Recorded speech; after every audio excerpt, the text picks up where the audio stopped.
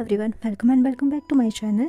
तो मैं आज आपके साथ अपनी historical function fan fiction love on the edge का लास्ट पार्ट शेयर करने जा रही हूँ। अगर अच्छा लगेगा तो प्लीज़ लाइक कमेंट ज़रूर करिएगा और चैनल को सब्सक्राइब करना ना भूलें। तो चलिए आज का पार्ट स्टार्ट करते हैं। लास्ट पार्ट में हमने चिंगेजोन के पास्ट की एक और झलक देखी थी जो बहुत ही पेनफुल थी और जिसका पेन उस मीटिंग हॉल के हर पर्सन के दिल को छू गया। अब आगे हमें एक रूम का सीन दिखाया जाता है। ये रूम कुछ अजीब सा था, जैसे कोई खंडर हो। वही कमरे के बीचों बीच एक घेरा सा बनाया गया था लाल रंग से, जिसपे कुछ लिखा था और बीचों बीच एक चीज रखी थी, एक पत्थर का टुकड़ा जैसा जो जमीन से थोड़ा ऊपर उठकर अपनी जगह पर गोल गोल घूम रहा था।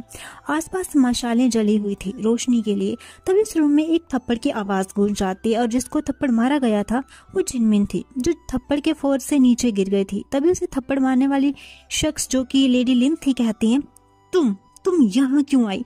तुम जैसी बेवकूफ की अब मुझे कोई जरूरत नहीं। तब जिनमिन कहती है, माँ मैं आपकी बेटी हूँ, प्लीज मुझे अवेंडन मत कीजिए, मुझसे गलती हो गई। गलती? तुम इसे गलती कहती हो? ये गलती नहीं, बेवकूफी है। आज तक तुम मुझसे इतना भी नहीं सीख पाई। पर माँ, वो मुझ पर सच का तालिस्मान। जिनमिन की पूरी बात होने से पहले ही लेडी लिन उसे एक और खींच के थप्पड़ मारती है और कहती है, दिमाग से पैदल लड़की, सच के तालिस्मान जैसी कोई चीज नहीं होती। उसने तुमसे सच उगलवाने के लिए झूठ बोला था। तुमने मुझे भी सच नहीं बताया था कि एक्चुअल में तुम लोगों की बात क्या हुई थी, वरना मैं ही संभाल लेती सब। पर तुम्हारा ये दिमाग, तुम भी अपने बाप की तरफ बेवकूफ हो। मेरा एक भी गुण नहीं है तुम में। मेरे सारे प्लान को चौपट कर दिया। मुझे लगा नहीं था कि वो आशियन और वांगजी इस तरह से अपने रिश्ते को डिफेंड करेंगे। सोचा था इमोशनल बातें करके पेरेंट्स के बारे में बोलूंगी तो वो लोग अलग हो जाएंगे, अलग होकर अपने प्यार के लिए रोएंगे, तड़पेंगे और उन्हें देखकर उनके माँ बाप तड़पेंगे और ये लैंड क्लैन तड़पेगा। यहाँ तो सब उल्टा हो गया और अलग होने के बजाय आशियन का सच बाहर आ गया। क्यों मैं उस बेवश नाम का राज नहीं पता चला पाई? इतनी कोशिश के बाद भी क्यों? ऐसा कह के वो चिल्लाती है। तभी उन्हें एक आवाज आती है। क्यों? जिनमिन और लेडी लिन आवाज के सोर्स को देखते हैं, जो वहीं उस घेरे के पास काले धुएं में बंधे लड़के की थी, जो और कोई नहीं लान वांगजी था, जिसकी एनर्जी धीरे धीरे वो काला धुआं ऑब्जर्व कर रहा था। तभी वांगजी कहता है, लैंड क्लैन ने आपको इतना कुछ दिया, मेरे पेरेंट्स ने या हमने आपके साथ कभी गलत नहीं किया, तो फिर क्यों? तभी लेडी लिन गुस्से में बोलती है, क्यों? ऐसा कह के वो हंसने लगती है और फिर बोलती है, चलो तुम्हें आज मैं बता ही देती हूँ। वैसे भी तुम्हारी सांसें ज्यादा नहीं बची हैं। ये काला धुआं देख रहे हो, ये कुछ घंटों में ही तुम्हारी जान तुम्हारे शरीर से निकाल देगा। तुम जानते हो इसमें इतनी ताकत है कि ये पल में ही तुम्हें मार सकता है।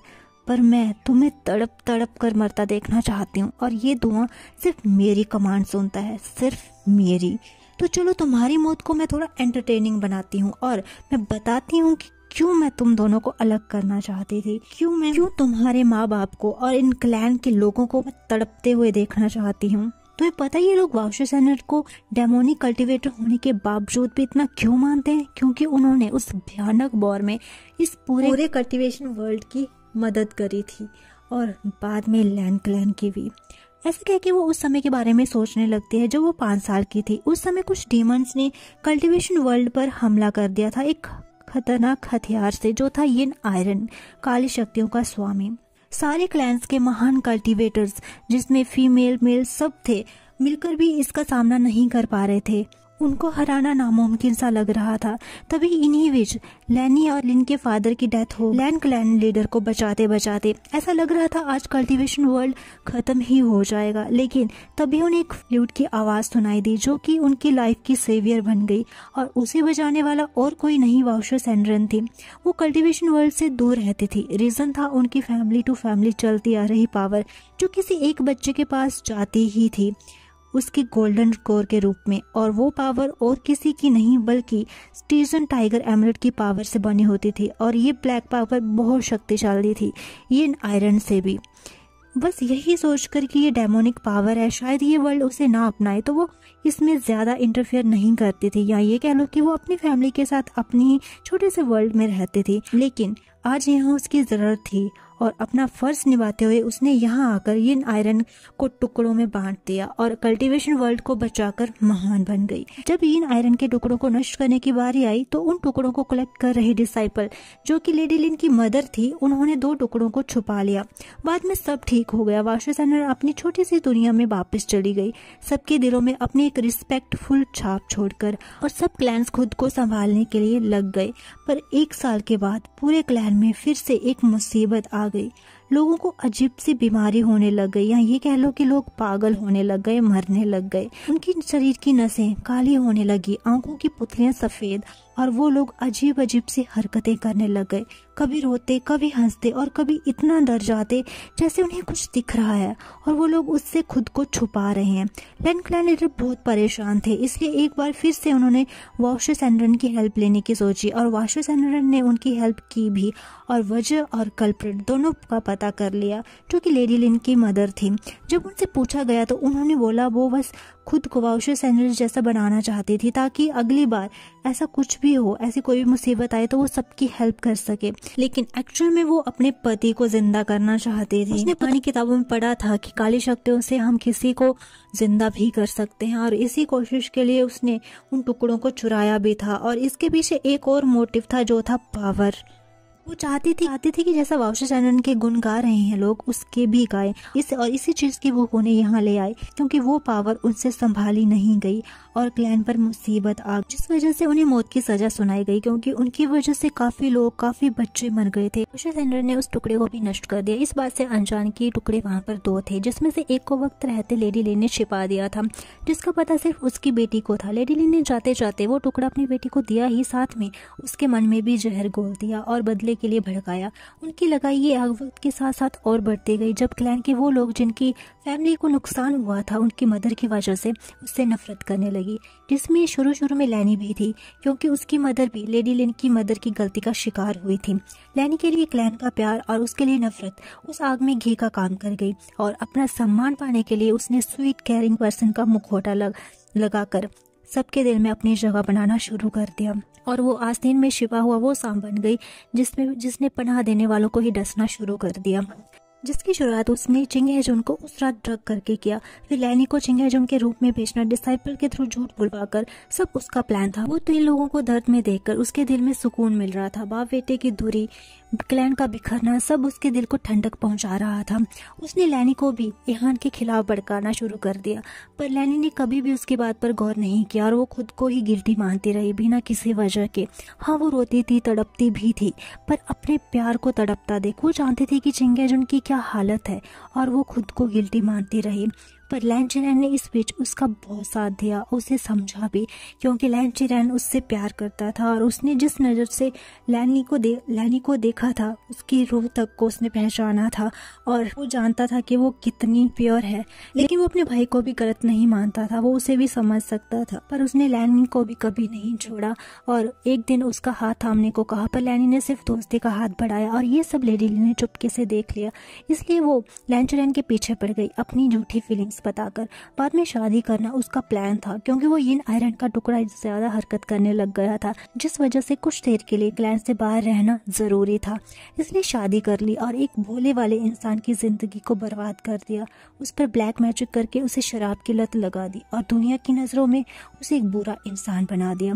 और कुछ सालों के बाद उस टुकड़े को पूरी तरह कंट्रोल में लाने के बाद वापस क्लैन आ गई। बाद में वांगजी को पहली बार जब उस गार्डन में उसने किसी को किस करते देखा तो उसे बहुत गुस्सा आया, जानकर कि वांगजी की लाइफ में प्यार आ गया है। लेकिन जब उसने उसका चेहरा देखा तो उसके चेहरे पर एक गंदा सा स्मक आ गया। एक नया प्लान उसके दिमाग में पकने लगा, क्योंकि उसे पता था कि वो एहान का बेटा है, लान आशियान। ऐसा कह के लेडी लिन गुस्से में वांगजी को देखकर कहती है, सब ठीक चल रहा था, तुम भी अपने बाप की तरफ प्यार के लिए तड़प रहे थे और तुम्हारी वजह से पूरा क्लैन पर सब उल्टा हो गया उस बेवुशन की वजह से। पर मुझे ये समझ नहीं आ रहा कि वो वाशर सैंडर का बेटा कैसे हो सकता है। उसके बेटे को तो मैंने बचपन में ही मार दिया था, फिर वो कैसे जिंदा हो सकता है, वो बेवुशन कैसे हो सकता है, क्योंकि तुमने मुझे मारा था। ऐसा कह के वहाँ एक और ब्लैक स्मोक आ जाता है जो एक इंसान की परछाई जैसा था। पर कौन है ये?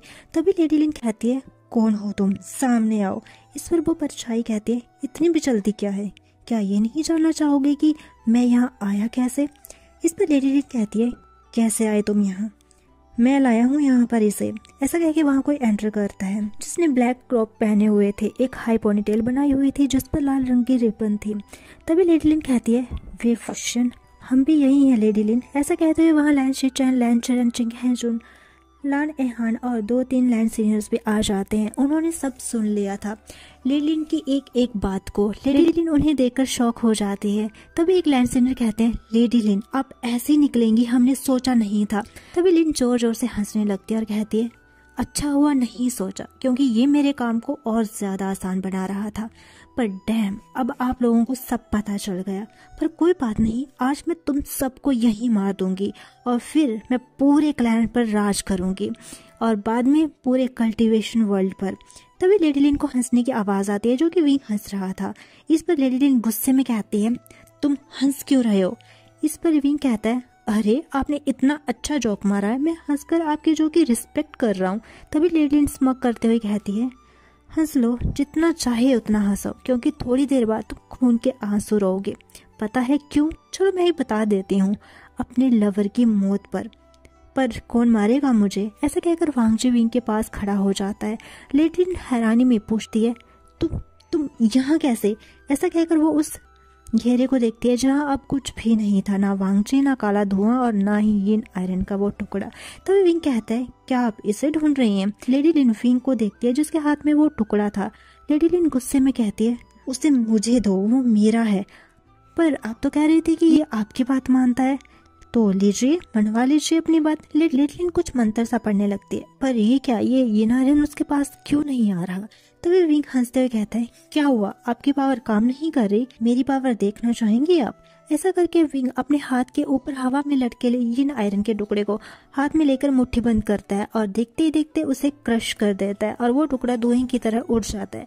लेडी लिन जोर से चिल्लाती है, नहीं, और वो घुटनों के बल गिर जाती है। तभी विंग कहता है, आपको क्या लगा एक मेयर सा यिन का टुकड़ा आपको सबसे पावरफुल बना देगा? तो मैं आपको बता दूं, इस डेमोनिक कल्टीवेशन की सबसे बड़ी पावर स्टेजन टाइगर एमुलेट है जो मेरे अंदर है, और आप मुझे डार्क कल्टीवेशन से हराना चाह रही थी।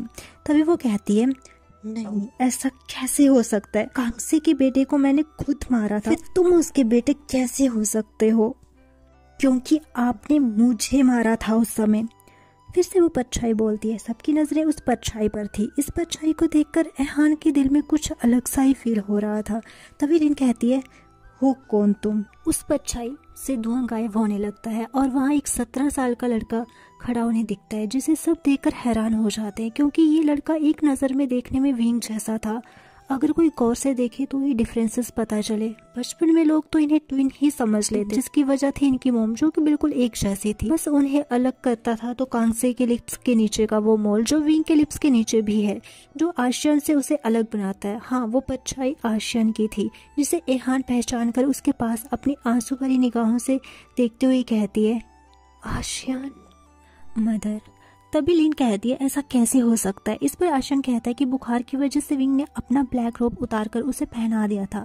हालांकि वो खुद बुखार से तड़प रहा था, पर वो आशियन की बहुत केयर करता था। एहान बाहर मदद मांगने गई हुई थी। इसी बीच आशियन की और तबीयत खराब हो गई और विंग ने अपना रोब भी उसे पहना दिया और थोड़ी दूर जाकर बैठ गया, क्योंकि सोते समय उसकी माँ के अलावा और कोई आशियन को टच करे तो वो जाग जाता था। इसलिए वो उससे दूर बैठा था जहाँ थोड़ा अंधेरा भी था और सो गया। लेकिन जब एक चिंक से उसकी आंख खुलती है तो वो पाता है कि आशियन के आगे एक वाइट रोब में कोई खड़ा है जो कुछ कर रहा है। वो आशियन पर यिन आयरन से उसकी कोर की ताकत ले रहा था और साथ में आशियन की उम्र भी। इसकी वजह से विंग की कोर भी हरकत में आ गई और उस वाइट रोब पर्सन में जाती हुई एनर्जी को उस पर्सन से वो खुद में लेने लग गई, जिसका उस पर्सन को पता भी नहीं चला और वो वहां से चला गया, यही सोचकर कि उसने कांगसे के बेटे की एनर्जी जो कि स्टेजन टाइगर एमुलेट की एनर्जी है वो ली है, क्योंकि उसकी ब्लैक एनर्जी ने उसे बताया था कि ब्लैक रोब पहना हुआ बच्चा ही कांगसे का बेटा है। हालांकि उनके ना वो नाम नहीं जान पाई थी समय की अभाव की वजह से। इस वजह से उसने आशियान को कांगसे का बेटा समझ लिया, क्योंकि उसने उस समय ब्लैक रोब पहने हुए थे और उसकी कोर की ताकत ले ली, जिसमें कोर की ताकत तो नहीं थी लेकिन उसकी उम्र ज़रूर थी। पर मरने से पहले आशियान ने उसका चेहरा देख लिया था जो विंग ने नहीं देखा था। सब लोग बहुत ही नफरत भरी निगाहों से लेडी लिन को देख रहे थे। विंग कहता है, आज जिसको तुमने तकलीफ़ दी है उसका मैं हिसाब करूँगा, लेकिन उससे पहले कुछ और राजों से पर्दा उठाना बाकी है। ऐसा कह के वो फ्लूट प्ले करता है और एक परछाई वहाँ पर आ जाती है जो प्योरीफाइड स्मोक में लिपटी हुई थी, जो और कोई नहीं लैनी थी।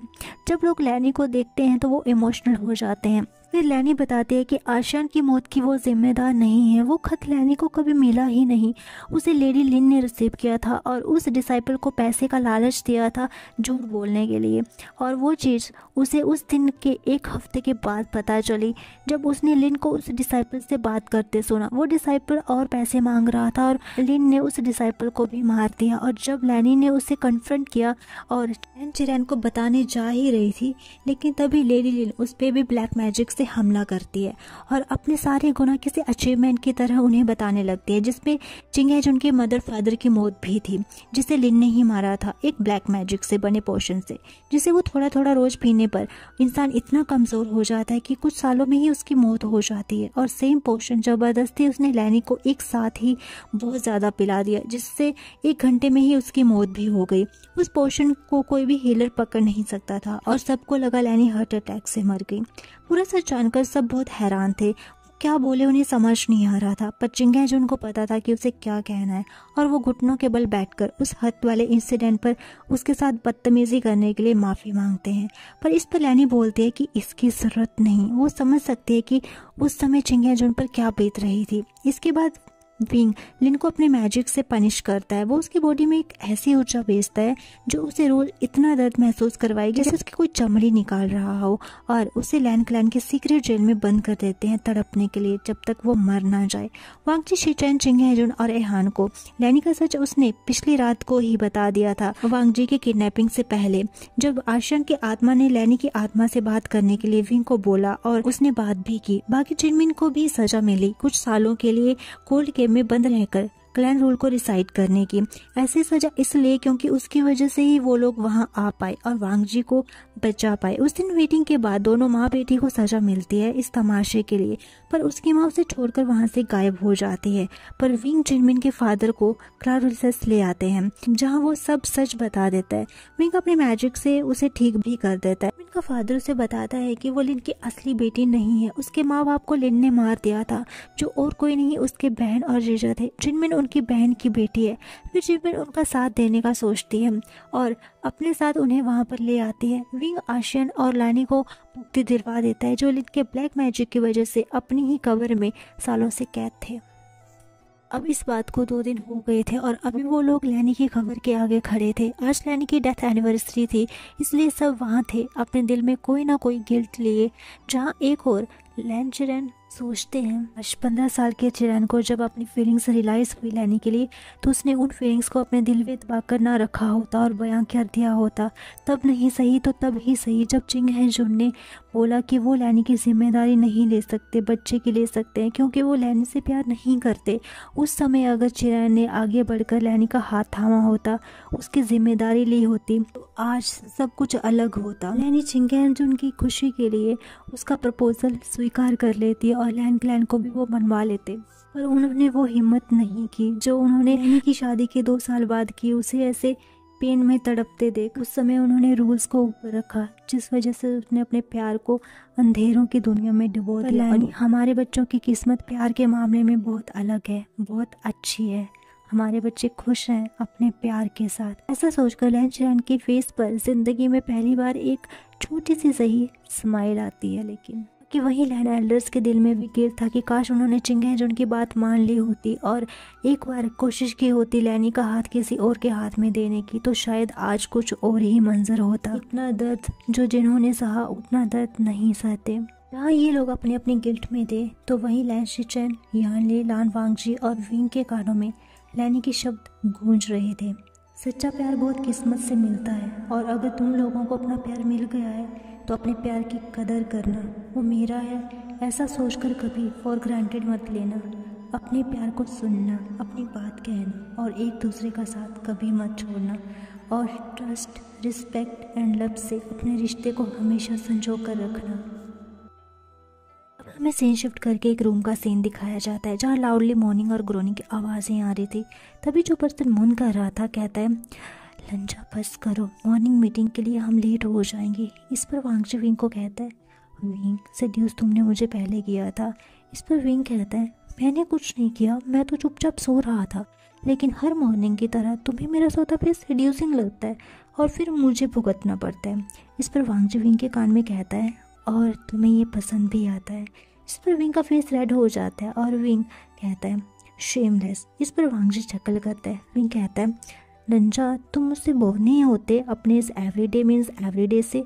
15 साल हो गए हमारी शादी को, पर तुम हर बार मुझे ऐसे टच करते हो जैसे पहली बार कर रहे हो। इस पर वांगजी विंग का हाथ अपने दिल पर रखकर कहता है, मेरी धड़कन सुन रहे हो? आज भी तुम्हारे पास होने पर, तुम्हारे साथ होने पर तुम्हारे लिए इतनी ही तेज़ी से धड़कती है जितनी आज से 15 साल पहले धड़कती थी। मैं तुमसे कभी वो नहीं हो सकता विंग। तुम्हारे लिए मेरा प्यार हर पल सिर्फ बढ़ता ही रहता है। ऐसा कह के वो विंग की नेक पर बटरफ्लाई किसेस करता है। विंग कहता है, लंजा ऐसी बात करने से पहले मुझे वार्निंग दे दिया करो, मेरा पोर हर्ट सहन नहीं कर सकता। और वो वांगजी को किस करके कहता है, I love you Lan Zhan, I love you so much, I love you more Wei Ying. So hey guys, तो हमारा लव ऑन द एज का सफ़र यहीं ख़त्म होता है। मुझे प्लीज़ कमेंट करके ज़रूर बताइएगा कि आपको ये कहानी कैसी लगी और आज का पार्ट कैसा लगा। और अपना ध्यान रखिएगा। Bye bye and take care.